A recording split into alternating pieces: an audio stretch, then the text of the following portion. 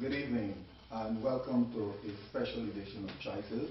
This evening we want to share some of the experiences that we were doing during Expedition El Dorado, where a group of 28 young people from the group Nolly Secundus ventured through parts of the Essequibo, specifically the Rupununi, to look at the scenic beauty of the Essequibo, to have a look also at the culture of the Amerindian, and also to hoist the golden arrowhead and the Christian flag on the highest point of the Kunuku Mountain, which is called Schombergk. It was a life-changing experience, and this evening we want to share, we want to recapture some of the great moments that we had during the expedition. So invite a friend, relax, and enjoy this wonderful experience that we share with you. God bless you. Stay tuned. Good evening, everyone. My name is Janelle Pierre, and the trip at Expedition El Dorado was a life-changing one, as Pastor Lee said. We started off a group of young people. We had all these wild imaginations about the way the trip would be, but when we actually got there, it was even more than we could ever imagine. And in order to actually prepare for this trip, we had a lot of training. Fetching load on our back, walking the streets of Georgetown. Persons watching at us wondering, who are these people? Where are they going?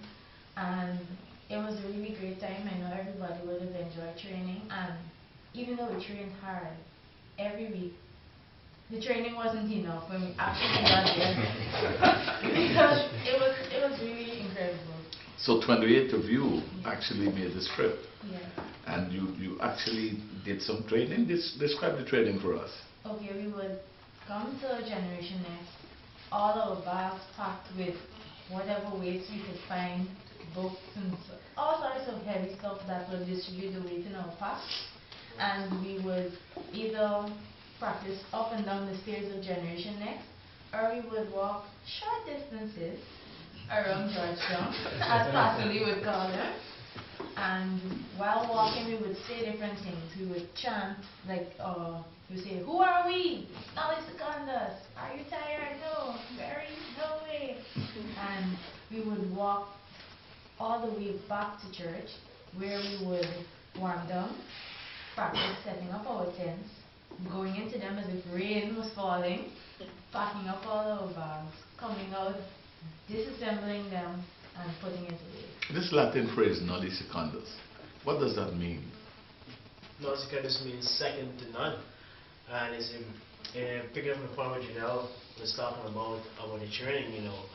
What the greatest training was is, Bernie was always talking about, is your mindset. And this training up to your mentality, because that's what you really needed in this trip, because when you saw the size and the height of this gigantic beast that we had to conquer, you know, it's only your mindset can help you. So we just appreciate Burley for all his hollering and "you can do it." You know, it's building us up inside to take on this task.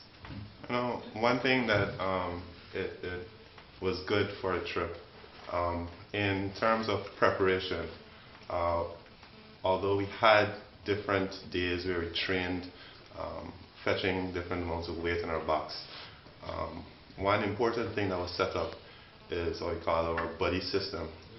So whilst throughout the entire journey, you are responsible for someone else. So while you try to encourage the entire group in terms of climbing the Schombergk peak, you're still responsible for one individual. You were their motivation. So you saw, as we climbed, you saw different persons encouraging their buddies, ensuring that their buddies were okay, ensuring their buddies were well hydrated, the different things, just to ensure that that team would be able to climb the mountain. One other thing that was pretty good, the youngest person on this expedition was 13 years old, and the eldest went as far as 55. So it was not only just a male and female kind of group, but we went from as young as possible to the very old, and it showed that no matter what, as Keon alluded to, it just ensured that once you had the right mentality, once your mind was strong, that anybody, despite your age or gender, could have made that And, trip easy. and the body arrangement, it wasn't only important when we went to the mountain, because I remember we were leading the different buses and you had to tell people, don't forget your body, Correct? because we'd be making a lot of stops along the way. And then when we were swimming in the Esquimalt, you had to ensure that your body was right next to you. So the body arrangement was a strong arrangement and effective one for the trip. And even in our training, you hear Janelle talk about we had stuff in our bags. If you see blocks, concrete blocks, pieces of wood, books, feed, anything that you could find in your bag. And that worked effectively to condition us for this trip. So when you talk about weight, give us an estimate of the kind of weight that you carried. I mean, up the mountain. It was several hundreds of pounds they took up. We took up rather, comprised of the tent that we had. We took up 5 tents. We had to fetch cement. We had to fetch wet sand in order to build the base for the flagpole. We had to take up 2 pairs of flagpoles. In addition to that, we walked with our sleeping bags, food to eat, and the clothing to change. So it was a combination of equipment that we had to leave up there, and also personal effect. Now these are regular young people. These are not soldiers or anything like that. How did they manage this trip? I was really amazed, and I'm gratified by the level of their commitment, their resilience, and what was quite outstanding was their indomitable spirit. During the training or the build-up training, I never told them the exact distance that they had to walk because I wanted them to be prepared for the unexpected. So as we walked through the streets of Georgetown, when we started, they did not know where we would finish. And also, I knew the amount of weight we had to take up. So each time we trained, we had a minimum of 30 pounds in our packs. So 30 pounds represented for some of the young people 1/3 of their body weight, and sometimes 1/5, or sometimes maybe 1/5, a half, but it was a sizable portion, a proportion of their body weight. And I was amazed at some of the very slim-looking persons, not so much of the body mass, but they had a strong mind and strong will to carry on. Oh, pass. I had run into the problem because I couldn't imagine carrying up a flagpole for 6.5 hours, have cement, a tent. I was straight to fight Floyd Mayweather or something. It was really stressful, but you know at the back of your mind, I got brotherly behind, but like you know, you gotta carry it. As soon as you start, you can't finish. So this climb was 6.5 hours? Approximately 6.5 hours just going up and up. And the amazing part is that if you see the guide that we had, the guide was 22 years old, and he was doing it for 10 years. So I was like, wow, you know, but what was great is just to see how we just stood together and we climbed that mountain. That was an amazing feeling. That was about 12 feet? No, sorry, it was approximately 3,500 feet, up on 3,500 feet. But the good part is that the flagpole stayed up. And one thing that I appreciate is the teamwork and the effort that we had, because on our way up, it wasn't easy. And I'm happy to know that even while we were going up, persons wanted, no one wanted to give up. And that's what I like. And one thing I learned about myself is that I have a lot of stamina. I didn't know I had all of that physical and mental strength. And I'm grateful for that. It wasn't easy, it wasn't. But I appreciate that we worked together and no man left behind. And I remember one phrase that they would normally say, "Give me this mountain, give me this mountain." So we wanted a mountain and we went and we did it. We had more than mountains. We had a lot of mountains. Tell me, Jessica, you tell us a scary moment. On the mountain or in the Wherever. Well, for me, the most fearful moment was when we were in the boat in the Esquimalt River, and we saw the flashlight, and we realized that a boat had capsized. And I was on the rescue boat, and I saw the other members holding onto the boat, and some of them crying. I was very fearful. I was in the rescue boat, and I was crying. I was crying more than the persons who were on the boat. And our boat, I began to wonder if our boat was going to turn over because our boat, water began to come into our boat as well. And I was thinking, two boats are going to capsize and I can't swim. And but I had Martin and Monty at my side. And they kept saying we're going to make it and don't worry. And I kept praying and we did make it and I thank God for that. So what are some of the learnings you guys have been able to determine? What are some of the learnings? Well, Some one of your thing I takeaways. learned about the trip is that life is very fragile. Yeah. You can have it now, and then it's gone within another minute. Because I was on the boat that turned over, and it was a scary moment, because somebody was trying to push me down, so I was abusing in the water. Come off of me, come off of me. But Daddy just keep wondering, shut up and hold the boat, hold the boat. I mean, if he wasn't there, I don't know what would have happened to us. And I just want to thank God for life. I learned to appreciate life more. And so my faith now is up. Yes, it was on fleek when I to God, because I learned that there's nothing that He can't do. You just need to trust in Him. And also in terms of learning experience, I learned more about Guyana. I didn't know Guyana had so much land. And it was really nice, because Daddy would normally used to say to us before we went on the trip that you would see land pass as far as the eyes can see. And we saw land. I don't even want to see green anymore. I got sick of that. You saw green everywhere you turned, with green bushes all over.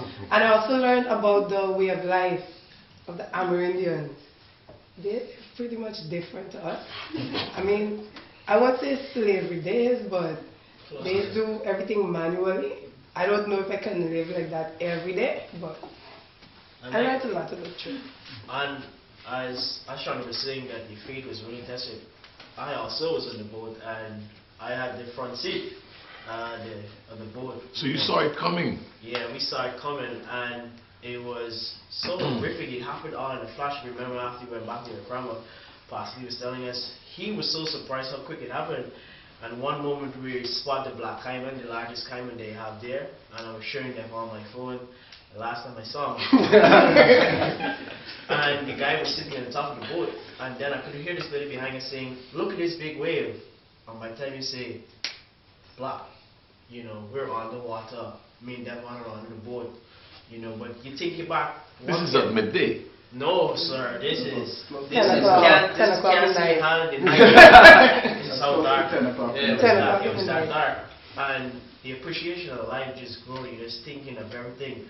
And the most scary part for me is actually seeing this girl nearly die before my eyes. You know, the guy in the front, you know, she was drowning, her head was on her. But God is so good. God works in such mysterious ways because the only light in this boat never went out.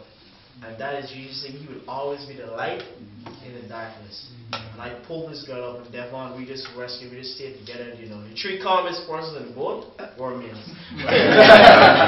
So, once again, this first time I learned this. But did you practice safety before going into the boat? Yes. Everyone was... You know, we have an excellent leader, you know, Pastor. Yeah. You know, he would always tell us, you know, check your stuff. So I remember thinking back, I told Devon, you know, Devon, check and see if everybody's safe vest, life jackets are okay. So we're going around and checking, we're testing it out, and, you know, it all came up into good things. So it's a good thing for young people to listen to their seniors. Yeah. Yeah, we have no choice, but I mean, you need to say that to the public. It is. Sometimes you may think that, you know, man, what are you talking about? But you just remembering at this time of panic, you don't panic. You just remind me at this time that, you know, what Pastor said, because if you remember the time he told us that when a boat capsizes, the most amount of air is going to be at the top of the boat. So meaning that when we just went up, took our breaths, came out. If I didn't remember that, I would have gone for channel. I think that God really did come through for us because our little accident happened on our first night out at your grandma, and showing us that our purpose wasn't to die that night because we had so much to see all the other days.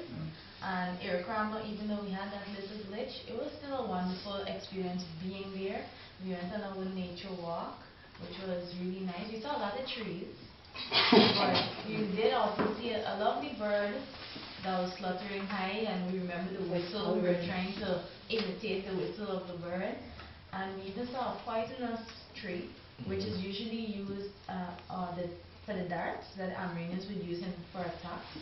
And we also saw a tree that is so rare that it's only found in Guyana. Wow. I wish I remembered the name so I could tell you, but we do have those kinds of uniqueness in our wonderful land, but not everyone knows it, and we were able to experience that. I haven't done the canopy walk. I've done the road trip several times. Tell us about the canopy walk. The canopy walk was really amazing. The highest tree was 100 feet high. And I mean, that can't compare to the mountain, but it was still wonderful. And going across, the ropes were mossy. And we had to be very careful how we held on to the sides of the ropes. And we saw a few interesting insects there as well, even a little caterpillar. So that was really wonderful. So you were closer to the Lord on the canopy? We were close on the mountain. Close to the river. I wish we were in a cloud on the mountain, I wish, but... Anything prepared you, living on the coastline, you're all coastlanders, anything prepared you for the beauty of Guyana? TV. Yeah, I was about to say the same. If I can go back to when the time we spent on the peak, some of the views that you saw, well, you saw as far as you can see. So you saw the horizon, the true horizon. So if we're on the coast, you'll see a little something in the distance, but from that peak you have that eagle-eye view. Some of these things you only see probably if you look at a movie and they try to imitate a nice sunset to give you a nice view from up above. But unless you actually go to the peak, my words may not be able to explain the exact beauty that we saw. So we were able to catch the sunset, which was breathtaking, the sunset and the sunrise. As you see in the evenings, you see the lights in Lethem. We did indeed, one of the guides, we weren't able to make contact with him in the evening using a light. So we turned on our light and shined and waved to him, and eventually we were able to see his light shine back at us. So that was another great experience, because as we know, light travels far and with the darkness. So it was an experience to have. Aside from climbing on the peak, our expedition also saw us visiting different areas. One area where we visited was Anai. Not everyone had good experiences with Anai, primarily in the evenings, because the mosquitoes in Anai. If you think the mosquitoes in Tongue are vicious and you try to wonder why we have mosquitoes, take a trip to Anai, spend a night in Anai, you'll see the kind of mosquitoes they put up with. But one of the good things that we did in Anai, we visited a radio station, the radio station that serves 16 communities in Radio Parma in Anai. So we had the opportunity of sending greetings to the different communities. And one good thing, we did get some amount of feedback. So whilst we still were on air, persons started to call in and they commented on how good we sound, and they were grateful for the greetings that we sent. So it was not just our peak for the trip or expedition El Dorado was climbing the mountain, but we also did a lot of community work. We did some community work in Lethem. I'll have some other persons if you can just weigh in on. The next thing that I never thought about the community project also before what we did also in Anna is that never before in all my life living on the coast I knew Guyana made peanut butter. And that is something that a lot of persons may not know about, and it is really good. So I think, persons should know, but persons spend a lot of money going to other countries to see the beauty of there. But we neglect of our own country, and I have a deeper appreciation for Guyana. You know, I've seen land I don't even want to see no more. You know, community project where we're painting, and just to see the appreciation of person. The things that I admire about the Amerindians is that they take pride in their place where they live. Because remember, Manny was telling me that North Rubini, this is the best side of Guyana. This is true. Exactly. True Guyana. And he said like Georgia is just a place, you know, but we as coastlanders should take true appreciation of where we live, so we can make Guyana a better place. If somebody could, Ariel, how was the community project? Well, the community project, it helped us build our teamwork ability thing going on, but I was in Tion's group, and we were supposed to paint 4 pairs? 4 pairs of colors, right? And we had to improvise because we had this, we called it pixie dust, but I can't remember what. It's a Luminous Right. powder. But we were calling it pixie dust, so we mixed that and paint, and it was a good experience, you know, working together. Even while we were painting, it was me and another girl, she's not here today. But we stopped in at a store, and the lady, she was like, "Oh, we really appreciate what you guys are doing in the community for us." So she gave us some free snacks, 2 huge bottles of. Nice thing. It's not like the usual Sprite. I think that's something they make down there, but it was good, and she showed her appreciation. And she was saying that it's better to give than to receive. Sure. So she gave us that. And also, just adding to what he said with the peanut butter factory, that was actually in Arakuta. That, for me, that was so exciting. I was like, oh my gosh, we make peanut butter in Guyana. I need to start buying this peanut butter. And they carried us through the entire process. They showed us how they deal with their nuts. They seal it off. They're very serious about it. As I'm not too sure, somebody said earlier, I think it was Shannon, that most of the things they do down there, it's manual.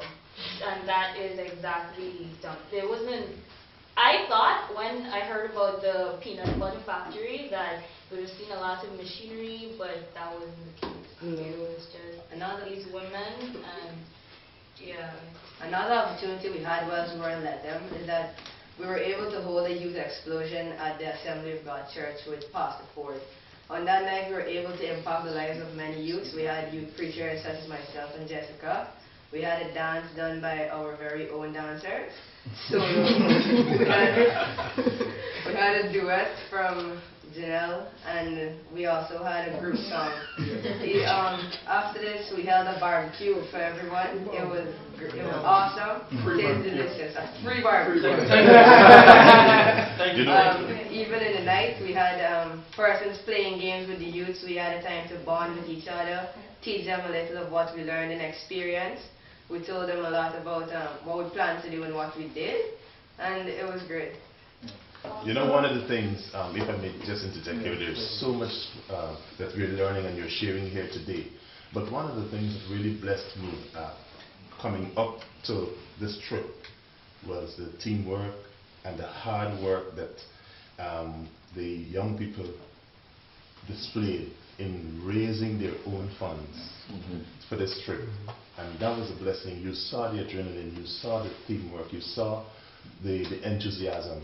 And they took that throughout the preparation for the trip, raising their funds, the training, and now we are hearing of that same kind of teamwork and even taking it further to having buddies. So I really want to encourage the young people out there that you can make a difference, a positive impact. You just need to have a vision, you just need to work hard, and you can make it. With good guidance. You know, one of the things that blessed me really is when at the Saturday morning at 6 o'clock when we hoisted the flags and we recited the pledge and we sang the national song. It's what? Salute to Guyana. Hail to Guyana. Salute to Guyana. The words of that song, they apportion a new meaning, because here we were on top of a mountain singing about our landscape, mountains, and as we sang, you saw the savannah, you looked and you saw the savannah. So it wasn't singing in abstract any longer. We were experiencing the mountains, the valleys, and the savannah of what Guyana has. And I would like to encourage young people youth group to find time and opportunity to go and see what Guyana really is. I was disappointed when we got to Irocramo, and as the night we were listening to the presentation, the presenter mentioned linkages with Irocramo, the University in Essex in England, and the University in Miami. But there was hardly any mention or any linkage with our own university and even our secondary school. And I think we need to find ways that we can send young people, especially during the August, even if businessmen, the state, can fund and provide packages to take the children there. What also we found also, we went to 2 ranches, we visited 2 ranches, where we had the opportunity to do horseback riding. We practiced lassoing cows, putting them down, tying them up, trying to brand them and all of that, to see what ranch life is really all about, to play with the animals on the ranch and all of that. So I think we need to find ways which we can encourage young people. There was a youth expo the other day, I think it was on Wednesday, at the National Cultural Center, Tarmac. And I asked several young persons, because they had on display some of the forts. Have you ever gone there? Have you ever gone? Have you ever? No, no, no, no, no, no. So we need to find a way to connect the abstract and bring them into reality. It truly is a privilege to see the beauty that is Guyana. For those who only know Georgetown, you really don't have a picture of how beautiful this nation is. The mountains. I remember waking up to seeing mountains in my view, in my window. It was truly amazing to see how beautiful this nation is and how warm and welcoming the persons there are. Again, for me it was a great privilege, because I spoke to the guy who was one of our guides, Mr. Virgil, and he was telling us, I was asking him, how could we, take part in this land? He looked at me with a face, he's like, you just come and live. You don't need titles and all that. You just come, throw it out and live. And that amazed me, so I enjoyed that. We want to challenge you to remember, in the words of the wise man, your creator in the days of your youth. These young people from the coastland raised their resources and found favor in the eyes of